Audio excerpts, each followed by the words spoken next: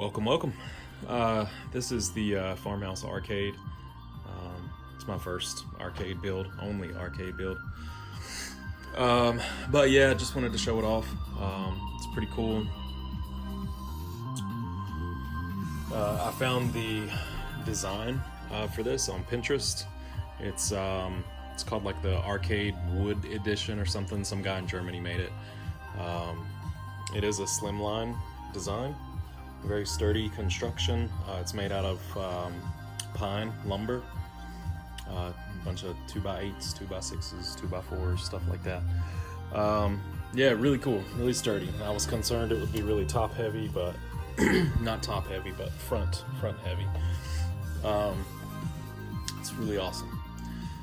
Everything's custom. I changed his design a little bit. Instead of going with the traditional marquee up top, which I could still do if I like routed out some slots in there and threw some plexiglass in. But yeah, I wanted like a warm glow in the living room. Got like the carnival lights design. Got a jar of 500 Chuck E. Cheese tokens. It's a 2.1 sound system in there, so you got 2 speakers, and then you've got the subwoofer down in the bottom. It is a 5:4 ratio display, 1280 by 1024 resolution. I'm using the Mala front end, customized. I designed everything there, pixel by pixel and frame by frame, some of the animations down there. This paint job was actually for a do-it-yourself farmhouse coffee table, I believe, which I actually built that and the end table here. So same paint job there. It's a dark walnut stained top with a Sherwin-Williams biscuit white paint, and then you just sand it, get that distressed look. Yeah, but it feels really nice, really smooth. I'll post some of those links, the guy that originally built this thing, and then the paint job. I'll post those links in the description. I did want, when I was making this thing, I really wanted the front-mounted USB ports. So each system that you play, the Nintendo, Super Nintendo, PlayStation, Nintendo 64, Genesis, all that stuff, so you would have like a genuine, authentic experience. So we've got a box of controllers here. And all of those are configured for each system. Let's see, a working coin mech, all that's good. All of the hardware is like barn door hinges, and then like a cast iron barn door handle. We've got like a barn door lock, so it goes good with the farmhouse theme, I guess.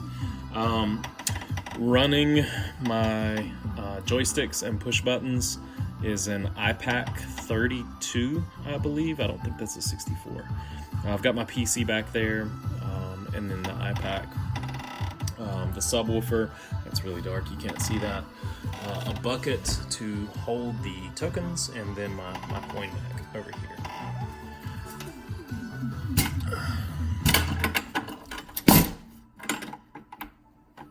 And that's just to keep the kids out from messing with everything. So,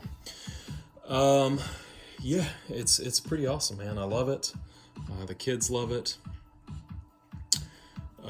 As far as the interface, everything being designed, you've got multiple arcade games.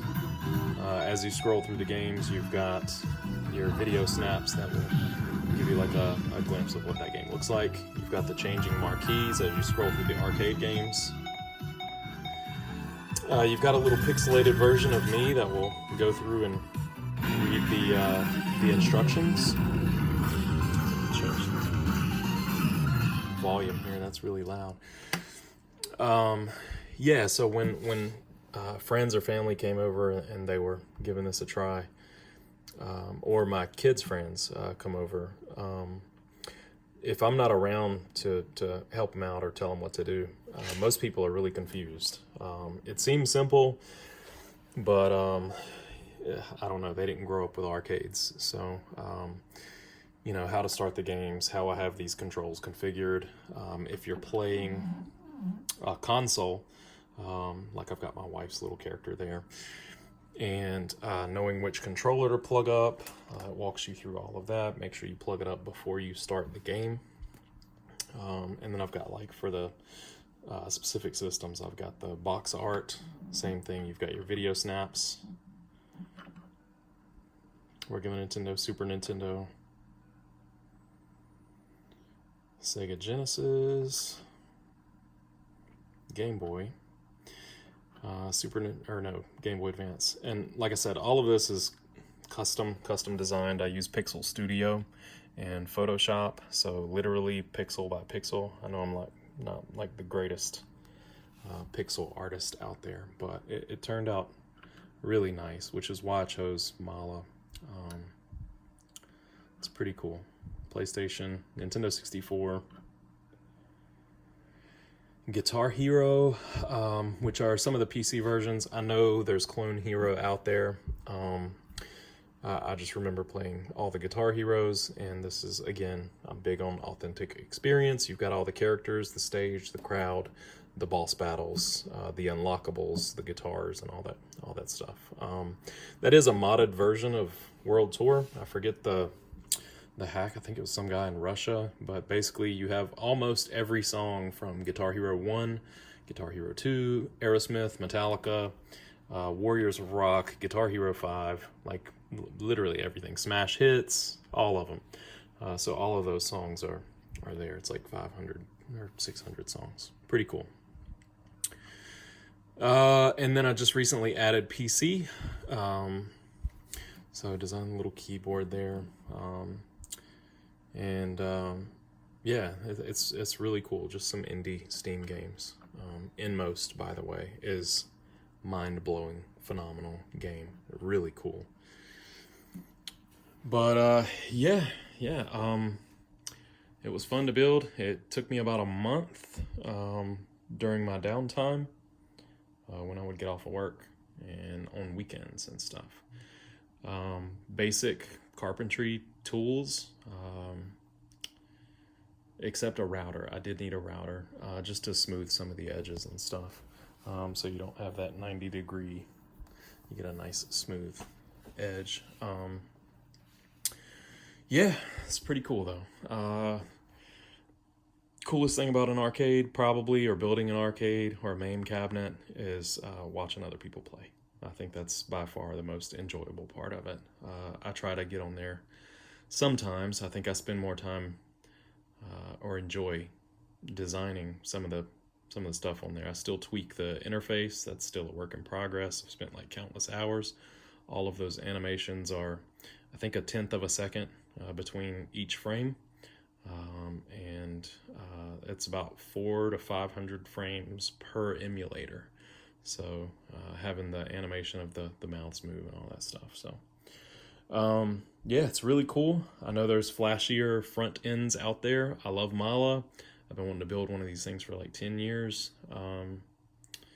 And I messed with Mala a long time ago. Getting that to work on Windows 10 is a task in and of itself.